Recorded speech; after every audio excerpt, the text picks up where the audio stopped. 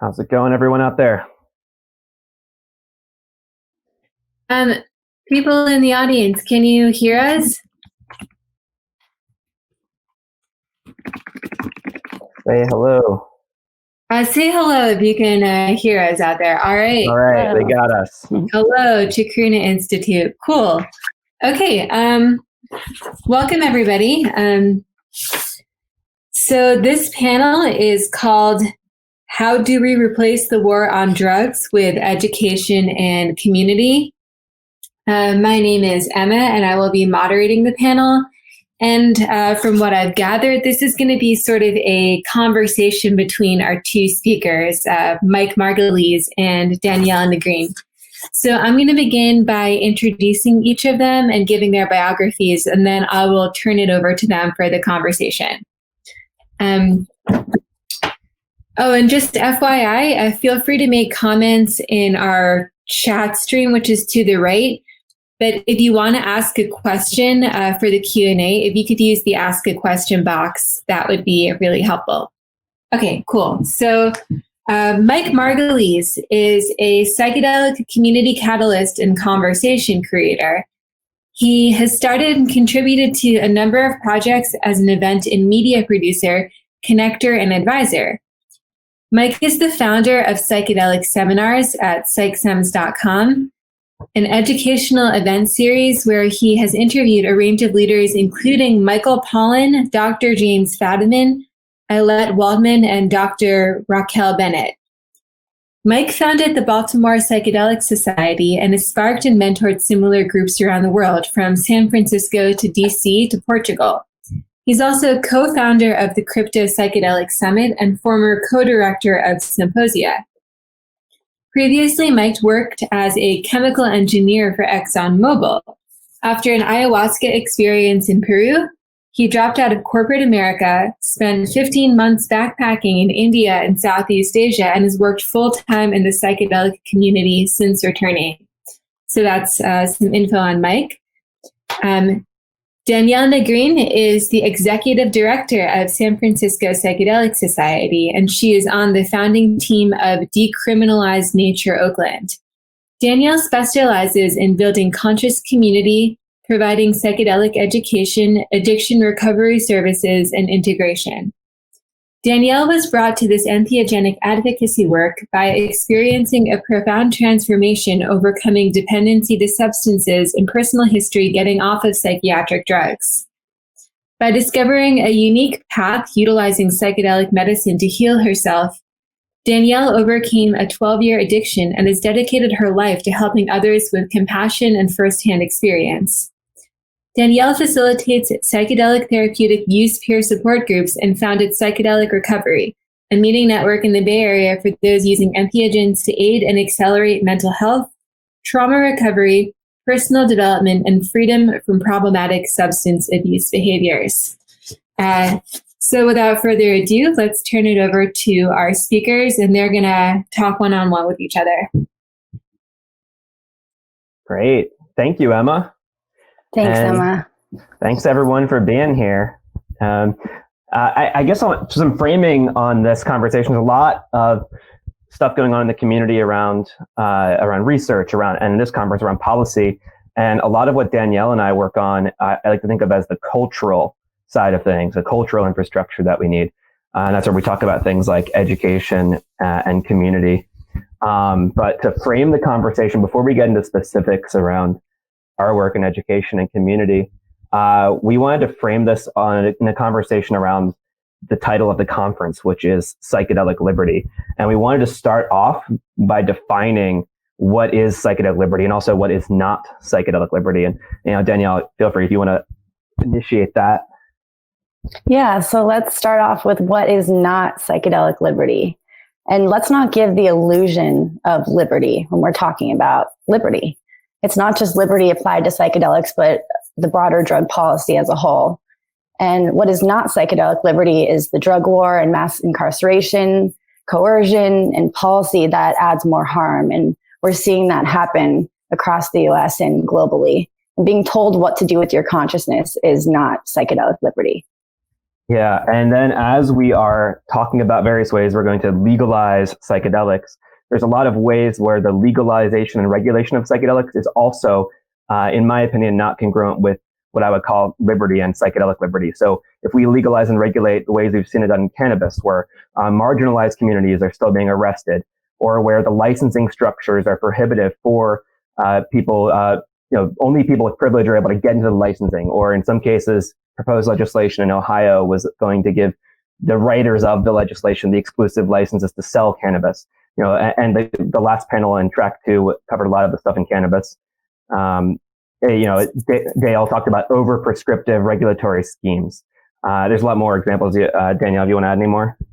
Yeah, I'm part of the founding team, as Emma mentioned, of Decriminalized Nature Oakland, and we worked at the local level to free entheogenic plants and fungi. And throughout that process, I have realized that we did leave, other psychedelics behind, and decriminalizing just nature is not full psychedelic liberty. And I think that's been said across this conference as well. And I encourage there to be more movement around decriminalizing and providing access for all drugs, safe access. And also, if we have continued bans on recreational use and we only legalize medical use, that's also not psychedelic liberty. Or even within medicine, what's not psychedelic liberty to me is if we legalize psychedelic medicine, but the therapists themselves don't have the legal access to doing the psychedelics they're giving to other people. That is not psychedelic liberty.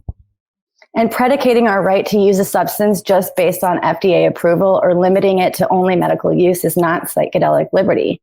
And putting bans on recreational use and unauthorized use limited to only one person in their home, that's not psychedelic liberty. Yeah, and then we get to the business models that are prohibiting others from entering the space, folks that are trying to get patents now on existing medicines to be the exclusive providers. This isn't aligned with psychedelic liberty. And so there's a lot of people that talk about free markets, but this isn't a free market if we're blocking other people. This isn't liberty, especially if we're talking about things that aren't actually novel inventions, like trying to get patents on psilocybin, on ketamine. That's not liberty. Yeah, utilizing business models that are based on blocking others, that's not psychedelic liberty. And there's also liberty that's not psychedelic. For example, profit maximization and private employers' drug testing. This in itself is liberty, but what about it makes it psychedelic? Yeah, and I think it's a really important point. And it's traditionally there's the things associated with free markets, like employers should be able to do what they want for drug testing and maximizing profit. There's a free market. This is a classic, liberty arguments, but it's not psychedelic. So what is liberty? Is the question then? So yeah, Danielle, I'll let you start this one off. Yeah, so we've been envisioning liberty as we've been talking about this subject for quite a while. Psychedelic liberty is liberty for all, and not just a certain group of people, or not just for natural substances. And it's the right to decide what you put in your own body and how you deal with your own consciousness. It's beyond having a doctor tell you what you should put in your body, or waiting for the FDA to tell you it's the right time for the medicine to be put in your body, and allowing more spaciousness and for our right to grow our own plants and fungi, and really allowing these plant teachers and medicines to be on the faculty.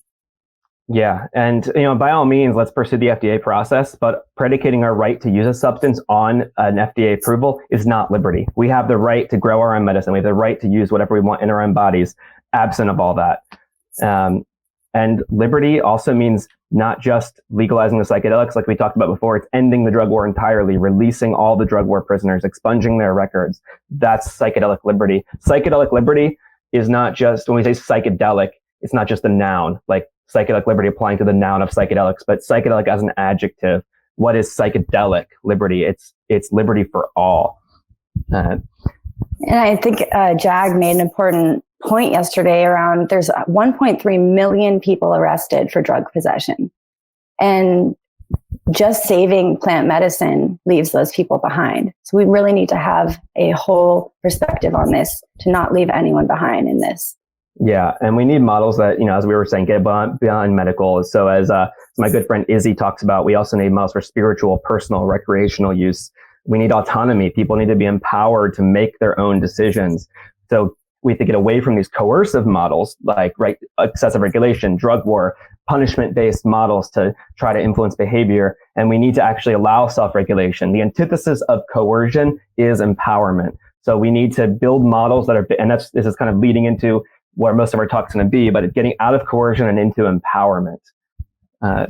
And utilizing the indigenous wisdom that has been working with these medicines for thousands of years and having direct access with that and guidance. This isn't something new that we're approaching, but we are trying to bring it to the light. And I think bringing indigenous voices is incredibly important, as well as creating models where they can come here and speak and educate to our communities. It's still challenging to do that. Yeah, and respecting Indigenous rights, that Indigenous liberty as well. This is a very important part of the conversation. And so some other things, and we'll get into the real thick of the talk here, but I'd also like to make a point here about, I think there is a role for regulation that is aligned with liberty, but it's different than how it's been defined previously. Usually when we talk about, in the example of cannabis, we have these licensing and regulations, right, where we limit who has the right to distribute. And we've seen a lot of problems in the cannabis industry where, this amplifies problems of marginalization when we are saying you can only have the right to be in the distribution if you, get this license. I would propose regulation that's framed in the complete opposite way, where by default, everyone has the same rights, including growing, including distribution. And we can talk about restrictions at scale, though. We can talk about things, but what would be appropriate regulation? Defining the negatives, not defining who can do something, who has the right with this license, but what you shouldn't be able to do. Easy examples that come to mind: non-consensual dosing. Obvious regulation, that's appropriate regulation, is you regulate against non-consensual dosing, regulating against adulterating substances. That covers most of actually, I think Mitch Gomez from Dance Davis famously kind of said, he believes in 2 drug laws, laws against non-consensual dosing and laws against adulteration. And I think that gets us pretty far along with what we actually need. But this does present challenges. If we're talking about a culture here that is going to be congruent with this, or if we're disabling our usual measures of control, which is these punishment mentalities, these licenses, this overregulation, that does leave us exposed. So the big question we have is, if we want to envision a world that actually does honor liberty, but also keeps people safe, there's a lot of challenges that are going to come up if we start disabling these traditional infrastructures of regulation. Well, I think they're archaic, and we've been trying to fit ourselves into these models that aren't actually serving the community. So yeah, let's explore that a little bit. Let's explore the challenges if we did have full psychedelic liberty that might come up. There are risks to substance use, and people need to be educated and supported in their use. And we see that happening too right now with the Psychedelic Society. We really have our boots on the ground supporting people at the local level that don't have anywhere else to go. We're a nexus point for newcomers in the space, and also people that come out of the MAPS trials, the psilocybin trials. They do still need ongoing integration and support, and people that come from other countries that do ibogaine, and they need community when they get back.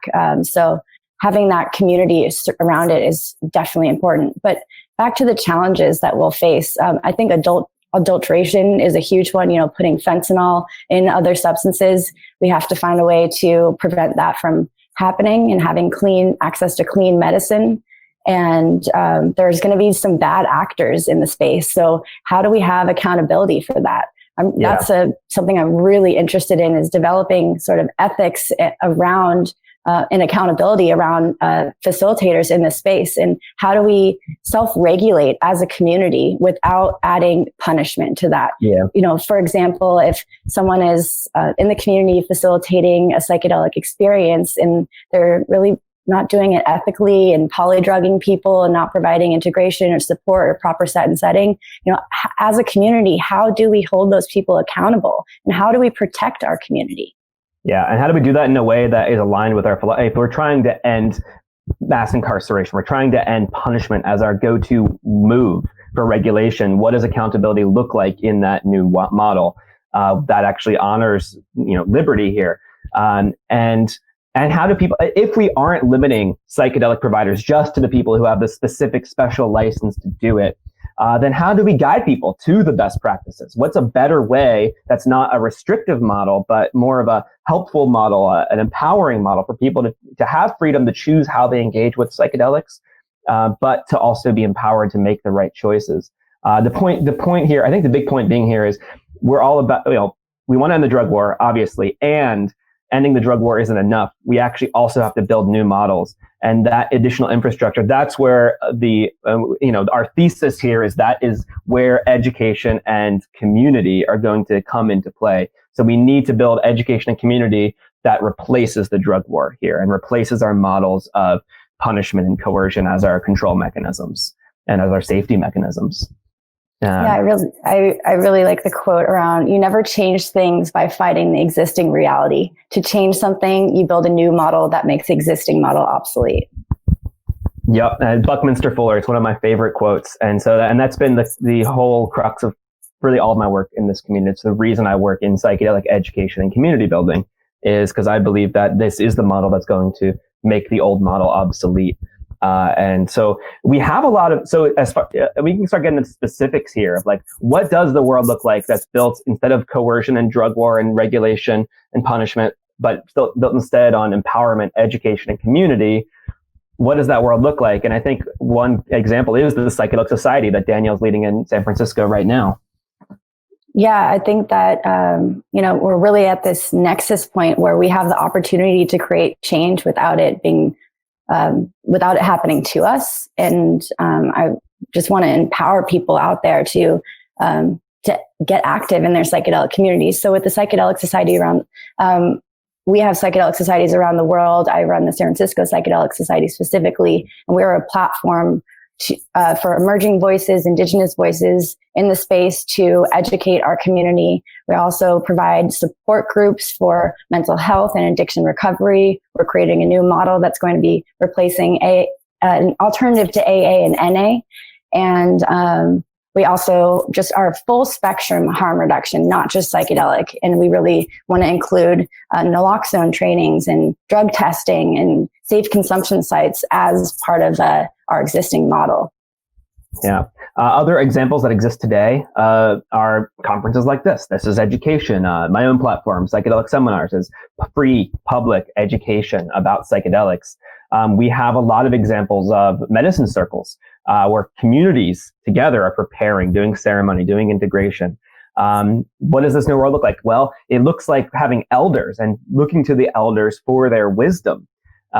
We need to have lineages and elders if we're going to be with it as an intrinsic part of the new models we're talking about. And we have ongoing support groups, integration circles where people can come and process their psychedelic experiences. And this is a place where we do find out about the bad actors in the space. And people come to us as the psychedelic community, asking us, how do we hold people accountable in the space? And also, where do I go to access a safe journey? And since we're under prohibition right now, we don't have the opportunity to direct people to the right places in a safe way. And that's really a block that I'm feeling in the community itself. And also, I'd like to look at the models of churches. Sacred Garden Community is building a really interesting, community-based, heart-centered model, and growing your own medicine and teaching people how to grow is incredibly important to not just have this fall into the hands of the FDA and wait for our doctors to prescribe this to us. Yeah, and additional other things, even with the FDA, the FDA approval is not enough also, even for medicine, because there's a lot of holes in the medical model. The FDA doesn't actually understand a lot about what it means to be a psychedelic provider. I mean, case in point, I alluded to this earlier, like it is not part of psilocybin therapist training. Not only is it not a requirement to do psilocybin, but it's not even available through either Compass or Usona. So and I imagine a lot of psychedelic therapists today who are psilocybin providers probably have had their own experience, That won't always be the case, though, if we have this set up and if it's not the cultural norm. And so what do we need from the outside then? Because of the FDA is not doing it? Well, we need to have education around what to look for in a provider. We need to have ways to find and vet providers. We need rating systems and projects like Psychedelic.support that Ali Fiducia created, who's also part of this conference. That's one example, and I think there's more in progress. I'd like to see platforms like that where you can look at reviews and ratings of providers. And I'd like to see them go a step further. I would like to see on those kind of sites things like, oh, did this provider actually do the psychedelic that he's giving to me? I'd like to see ties thing. Like currently, psychedelic therapists, there's a lot of reasons why they can't share about their firsthand experience. I would like to see that completely flipped on its head. That needs to be not a stigmatized thing, but it needs to be a standard in the community that you do the substance you give to somebody, in my opinion. Oh, I just want to echo that, Mike, the importance of that. Terrence McKenna, there's a quote around sex therapy. And are you going to go to a sex therapist that has never had sex before? Yeah. That was right. And I like the analogy of scuba diving as well, right? Would you go scuba diving with somebody who's never strapped on a tank? Currently in the FDA protocols, the requirements are that you're a doctor. Being a medical doctor, that's an adjacent skill, but it's not the same thing as the skills needed to be a psychedelic guide. To say that having an MD is what qualifies you to be a psychedelic guide is like saying being a really good swimmer qualifies you to teach scuba diving, even if you've never strapped on a tank. Adjacent, but not the same. So we need to have external to the FDA bodies that are educating people on what's important and really pointing people into the best practices and encouraging therapists to get training.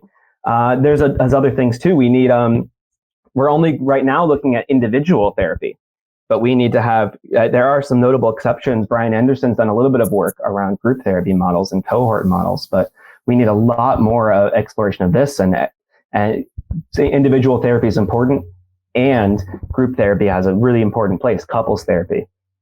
And on that point, I'd also like to see psychedelic rehab centers.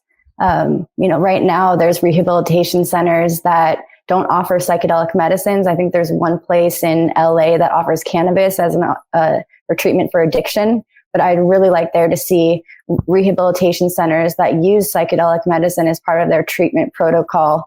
I've been in recovery myself for the past 5 or 6 years and been to several different rehab centers that just really, really push pharmaceutical medication. And I ended up leaving a rehab center on more psychiatric pharmaceuticals than when I came in. And it's a huge problem in our society. And I think that freeing psychedelic medicine can truly help people transform out of addiction. And I don't think that we should have to leave the country to access that. I mean, it's a public health issue. And why aren't we helping people in our own country? Yeah. And a lot of, you spoke to earlier around this topic, whereas peer support, right? And, this is important even for individual therapy. A lot of people are coming out of the trials now, the FDA trials, right, as individuals, but it's not always obvious or easy for people to connect with other peers. Some people have made outside of the studies their own ways to connect with others in the studies, but they aren't always, it's not a part of the standard protocol for people to be pointed to peers who've gone through a similar process. And that needs to be standardized, that you come out of this transformative experience, you're not just left on your own after that. Okay, you're done your study, great, good luck. But you need to have ongoing support, ongoing community, and that needs to be standardized a lot more than it is now. I completely agree. And I think that's really the place that psychedelic societies can step up and provide the service in that area. We're already doing it, but having it be a standard in the community, and even having organizations point to psychedelic societies for that type of service is incredibly important. And having trusted people in the community that are able to provide those services is a growing need. Yeah. And on the topic of psychedelic societies, what's the leveling up look like?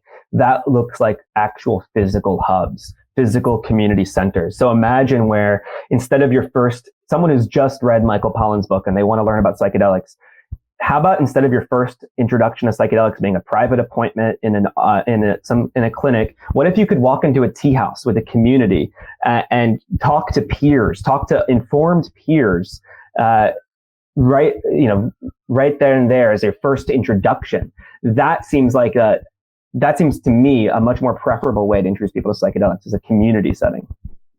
I think the community wants that. We always get asked, where is your physical space? We get asked, where's your physical space? And I think we can learn a lot from safe consumption sites and the work that they do, and incorporate that model into a center where a lot of people want to heal with psychedelics, want to transform their lives, exit out of addiction, but don't have a safe space to do that, don't have trusted people to do it with, and need that ongoing support. So providing that entire package in an accessible way is something that we see is needed in our community. Yeah. And along with that, there's so many, like we mentioned before, there's psychedelic societies around the world. And some of what Danielle and I are doing presently, right, is working to connect these different groups. And with that effort, right, is this philosophy of open sourcing information and best practices. And I think a culture of open sourcing information is very important. And this is one of the reasons why, a lot of newcomers in the space pursuing old playbook models where it's based on blocking and patenting. And, these are antithetical to liberty in many ways, because open sourcing best practices is part of how we are liberated. Absolutely. And I truly believe that we're providing more of like a cultural harm reduction. And we want to see more symbiosis and reciprocity amongst the communities, instead of just, for-profit entities coming in and taking over without providing any education or community or ongoing support. So we're filling that niche. Yeah. And I think another important point is that what we're talking about here, all these ideas of best practices, this isn't static. This is a constantly evolving process. So we're not going to and this is one of the issues of regulation itself, because it puts things on tablets, and those tablets become outdated. So we need processes that are adaptive, that are growing. So that's another reason why, in a rapidly changing world, open sourcing and sharing information is so important. So we can all co-evolve together, and we need to self-regulate and constantly update our models, constantly do self-inquiry on this process. And really creating participation without barriers or play. That's something that's incredibly important, I think, is that people shouldn't just be able to participate in this community or in this movement without finances. Like, finances have nothing to do with this at all. And creating cultural models beyond the framework of just medicalization and regulation is where we really see the community and the cultural models stepping up. Yeah.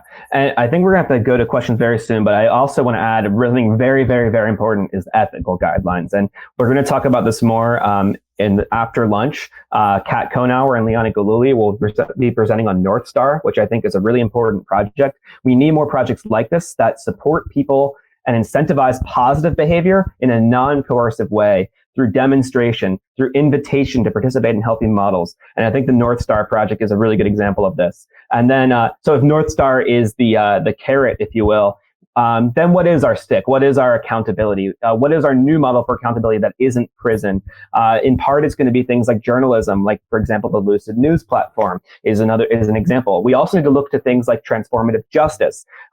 We have to really design completely new models for accountability that we don't have yet. And I'll just ask, I'm self-reflecting here too, right? Myself and my role is providing a public platform and also doing journalism. What is the difference, in my own behaviors between am I calling somebody out in a way that is inappropriate, or am I doing appropriate whistleblowing? And I'm kind of doing self-reflection my own part here. And as I'm looking at different things emerging into the space, what is the ethical way to engage with everything happening right now? And these are questions I'm still grappling with quite transparently here. Yeah. I think it's really important that we welcome in people from all walks of life into this movement that have gifts to share. This movement isn't just, Mike, we were talking about this before, movement isn't just for psychedelic therapists. It's for the accountants and community builders and nurses and lawyers and doctors. We need everyone to make this movement work. Absolutely. And, I'm going to, I'll give an anecdote here. I think maybe Bill Marie's is watching us here. Bill Marie created this SSDP mentor pipeline that I'm a mentor for. And an interesting thing I saw was all of these young students that were wanting to get involved. Almost every single one of them said they wanted to be a psychedelic therapist. And I started to question, does every single student interested in drug policy and psychedelics, are they really all here to be therapists? And I think it's because there's this belief that being a psychedelic therapist is the pathway. And in reality, there are so many different, all these things that we just named, barely any of them had to do with therapy itself. So, really tune into what are your gifts? What are your existing skills? We need all types. So, kind of call to action is get involved. We need everybody. The caveat though, that I want to add, to getting involved is, be careful not to just jump in super fast and try to make the new next big thing. That's one of the issues we're seeing too, is people are jumping in, particularly people with a lot of money, a lot of power, moving very fast. And my advice is please ground yourself first. See what's being done. Seek mentors. Check out the other projects. Check out the people who've been doing this for a long time. Offer to help on existing projects before starting your big psychedelic startup. But we need you. We need all of you. We need skills of all types. So thank you. We need you and welcome. I love that, Mike. And really working as an ecosystem is the way we like to see this function. One organization has one thing they can offer, another organization has another they can offer, and how can we really work in conjunction as an ecosystem and get away from this competitive mentality? I just want to echo that call to action and utilize your local psychedelic society or us to get involved. We are a nexus point for people that want to get involved in the space and utilize us as a resource. Yeah. And I think it's time for us to take questions. Is that right, Emma? Hey, I'm back on. Okay. Hey guys. So we are onto the Q&A section by now. We're actually just 2 minutes into it. Thank you so much. That was a great conversation. Before I start posing questions to our speakers here, I just want to let everyone know that we're not going to have time to get through all of them. I'm going to take questions by things like how they were upvoted, how many votes they got, the time that they came in, and also just the broadness of the question, just with the understanding that you'll be able to connect with these speakers through other channels. The first question that I have is one of the more upvoted ones, and this comes from Sarah Caney, who asks, how do you consider liberty as it applies to other substances that are not psychedelic, i.e. heroin, meth, crack, and so on? Great question. Liberty means you have the right to do whatever you want with your own body. So decriminalization can't just be a psychedelic exceptionalist mentality. It has to be across the board. There are different risks associated with different substances, and we need to implement risk reduction and also benefit maximization specific to each substance, separately from using punishment. Yeah, and I think this ties into the not waiting for the FDA approval to tell us what we do with our consciousness. There's substances like Adderall, that's legal meth, and opioids, that's legal heroin. Why are some drugs, because they're approved by the FDA, okay for patients to take and prescribed, like candy, where other drugs are, people are left in prison for utilizing them? And also I'll add, I've been saying this in chats in other rooms, but everything on the Schedule 1 list actually does have medical use. So it's the whole definition of Schedule 1 is a little bit off. Okay, great. I'm going to move on to the next question if you guys are ready for that. Yeah. Cool. Okay, so the second question comes from Michael Hychin. I hope I'm pronouncing that okay. They ask, what are some ways that the medicalization and decriminalization, quote unquote, pathways work synergistically? In other words, can medicalization and decriminalization help each other as opposed to butting heads? Yeah, they're not mutually exclusive at all. And by no means should they be mutually exclusive. So by all means, let's pursue the FDA approval process. And I would ask, if you are somebody who is working on FDA approvals as medicine of different psychedelics, please do not get in the way of broader drug policy reform. And there's a lot of examples I've seen of people who are leaders of new psychedelic startups who have made public statements that were prohibitionist. And that's where it becomes problematic. Pursue the FDA path without getting in the way of broader decrim and broader drug policy reform. And that's how we can synergize. And contribute your voice to the movement. I saw a lot of people from MAPS at the Decriminalized Nature hearings, and they were helpful in that process. And I think that really being a community and showing up, we're all on the same team, whether it's legalization, medicalization, regulation, we all want to see these medicines get out there to help and heal people. So let's work together in this movement. And also, I would like to see more involvement from the people that are doing the clinical trials to referring people to resources in the community, recognizing that they do need ongoing support. As Mike was talking about earlier, it's not just that you take this drug and you leave, after the study. People are still needing that community and support resources. So I'd love to see people to be funneled into these more community-based models, because they're already supporting the people on the ground. And I'll add another point to this too. There will be, even in a full decrim, the full liberty thing we're talking about here, some people are going to want to go through the full go to the FDA, go to the private office, do all that. And that's great. It's the point, I think, for me, is that shouldn't be the exclusive authorized option for people. It should be one of a whole plate of options. Yeah, I agree. A lot of people will feel more grounded with having a doctor and a therapist there for a psychedelic session. And I think it's incredibly important that that is an option for people. Great. Are you guys ready to move on to the next question? Yep. Cool. Thanks for that. So Jay Thompson asks, in other cultures, plant medicine use may start very young. What do you think the age limit should be for psychedelic use, if any? That is a really good question. I think this is a question that gets into what is consent. So does a young person have the ability to consent? And who gets to define that? I don't really know the answer to this question. I know that there are, MAPS is doing trials on people who are not 18 years old, adolescents with MDMA. I think it's actually an FDA requirement to do trials on people who are not adults. I don't know. This is one I don't really have a good answer on, to be honest. I would like to speak to, first, there are Indigenous communities that allow for babies at the ceremony and for young children to participate in ayahuasca.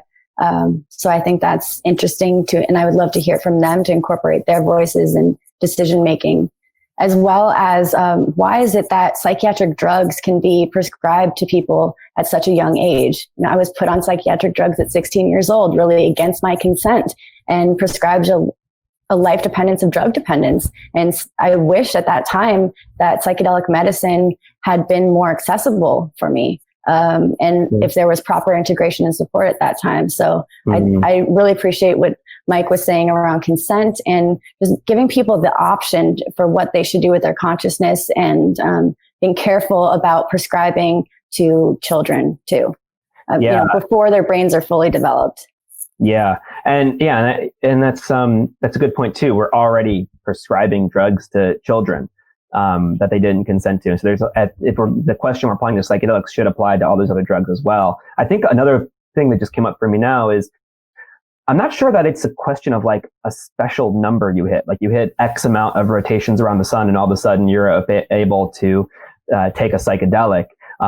You could be a full adult and maybe still not be ready also, right? So I think these are individualized as well. So what are the considerations? Well, I think having proper drug education for children would be a starting point. So starting off without a just say no, but actually giving children honest information. Children are smart, and more smarter than we give them credit for. So parents and children having open, honest, transparent conversations about benefits and risks, I think would be the first starting point. And I don't know that there is just a number we can say where if you give a psychedelic to a kid this young, this is when the government should step in because you made a bad decision. I don't know what the guidelines should be, but I think it has to start with open, honest, transparency, discussion of benefits and risks between parents and children. All right, great. Are you guys ready for me to move along? Cool. Yeah, just quick note on that. We're doing an event about psychedelics and kids on Mother's Day with the Psychedelic Society, and we're going to be talking more about this exact subject. Yeah, also shout out to Plant Parenthood. So check out that project. It's a lot more in depth on this. And also there was the Psychedelic Parenting podcast, which I believe the person who asked this question runs that podcast. I don't know if it's still active. But those are two resources: Psychedelic Parenting Podcast and Plant Parenthood. So that's plant as in like PLA. Yeah, Rebecca, who's in the chat right now, is running that project. Plant Parenthood. Okay. Cool. Thank you so much. All right. Next one down the line comes from Chalian or Kalian. Sorry about that pronunciation. Who writes, many communities are worried about the conservation of scarce psychedelics like peyote. There have been calls to keep people from outside the indigenous communities to leave these substances to those who have traditionally used them as sacrament. How do we reconcile cultural conservation with our hopes of maximizing liberty for all? Yeah. So that's a really good question. I think the important thing here is also liberty of indigenous people is an important thing to name here as well. While I do support ending the drug war in its entirety for all drugs, I think there's a really important conversation to have that doesn't, just because if we were to end the drug war, that doesn't mean that like, oh, it's cool for everyone to just go and take all the peyote. And so we have to respect the voices and the wisdom of the people who've been the stewards of that for much longer. And incorporate their voices in decision making and policy writing. I think that having them at the table is the most important part of the process. Yeah.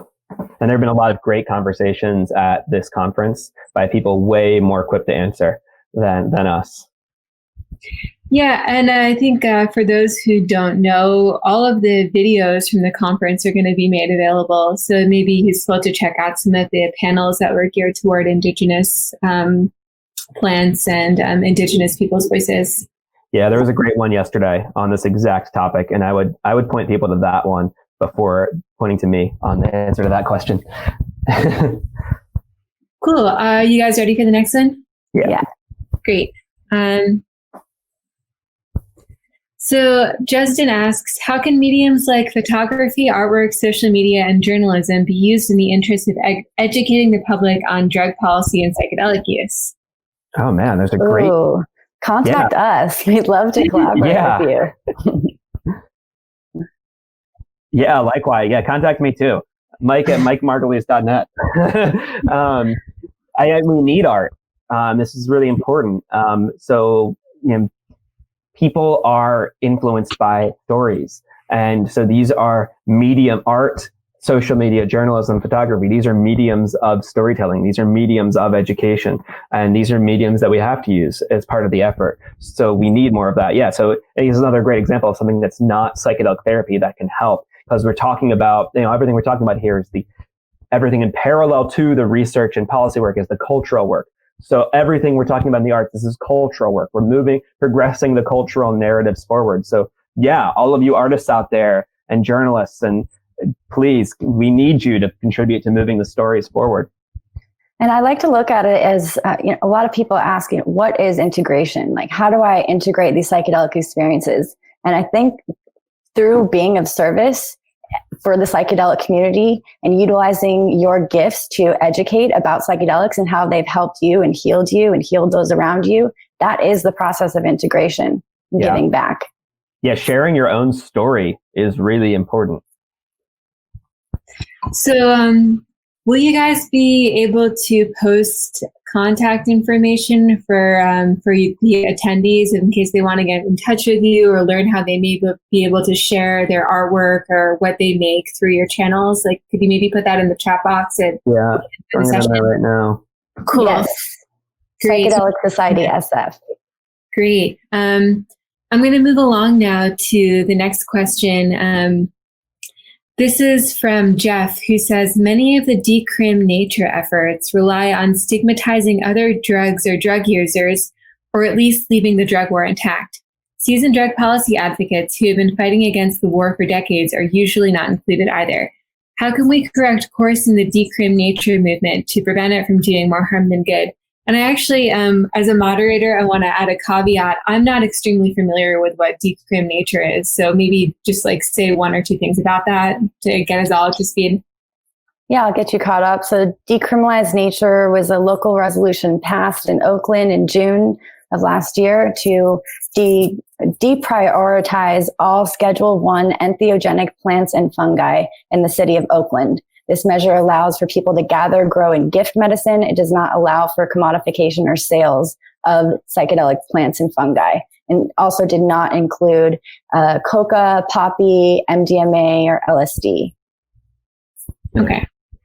Yeah, and I think this is a great question, actually. And so before I go into answering it directly, I want to first acknowledge what Decrim Nature did accomplish. And Danielle was part of that. Carlos and Larry, they did, and they showed me actually. One thing I learned through Decrim Nature was that sometimes the process does work. The actual legislative process does work. They went through and they talked to the local legislators. They got a thing passed, and that was really mind blowing to me and opening. And I was there when it happened, and it was this very psychedelic. Watching all these people get up in front of city council, tell their psychedelic stories to city council, and then unanimously pass. So that was really cool. And I share the exact same critiques. I was on a phone call before Decrim Nature was publicly launched. Myself and several other drug policy advocates were all on the call with the Decrim Nature leaders, and we were all saying, and I won't name names here, but there were a chorus of us saying that exact critique, like, hey, why don't we make this a broader drug policy reform? Why don't we make it broader decrim? And I was one of those voices. I was advocating from the beginning, that the leaders of the group opted not to take that approach. And that was my reason for not personally, getting super involved in it. But I agree wholeheartedly. I think that we do, I think we should not just look at nature, just look at psychedelics, but we should be ending the drug war entirely. And I certainly would, and I have been speaking with people in the Decrim Nature in other cities like DC, and spreading this message. And I would encourage everyone, if you are part of a Decrim Nature movement in your city, ask yourself the question: why are you only pursuing nature or psychedelics? And there's probably Decrim Nature leaders on this right now. So my challenge to all of you is, why don't you go for a broader reform? And there's something, and it's not untenable. The Drug Policy Alliance is presently working on an all drug decrim bill in Oregon right now. So this can be done. This isn't something that's infeasible. So how do we do it? Well, we start right now with everybody who's still working on Decrim Nature that's exclusive to certain substances and not all of them. And I think part of the work too, and no, we only have a minute left, Emma, is not stigmatizing other substances while doing the work. Not putting down substances that aren't plant-based while lifting up the plant-based substances, and really having a more equivocal mindset and utilizing this momentum that's already been building with the Decriminalized Nature movement to free the other drugs along with it. Our work is not just done once nature is liberated, and also, checking in with Indigenous leaders too around like peyote, and included in the Decriminalized Nature efforts, and utilize, like we said earlier, having the Indigenous voices at the table when we make these decisions is really important. And the medicine keepers that are part of the lineage of each medicine that is being brought forth to be liberated. Okay, so we're actually right at time. It sounds like we're ending on a really juicy note here. So again, I think our speakers, that's Mike Margolies and Danielle Negrin, will be posting information. Yep, it's in the chat about how you can get in touch with them and their organizations. And I know that there are other opportunities for the attendees and speakers to interface. So we're going to have to leave it there, unfortunately. Thank you so much to Mike. Yeah. That was a wonderful conversation. And thanks to all of our attendees for your great questions. Thank you so much, Emma. Thank you, everyone, for watching. Thanks, everyone. Thank you for watching.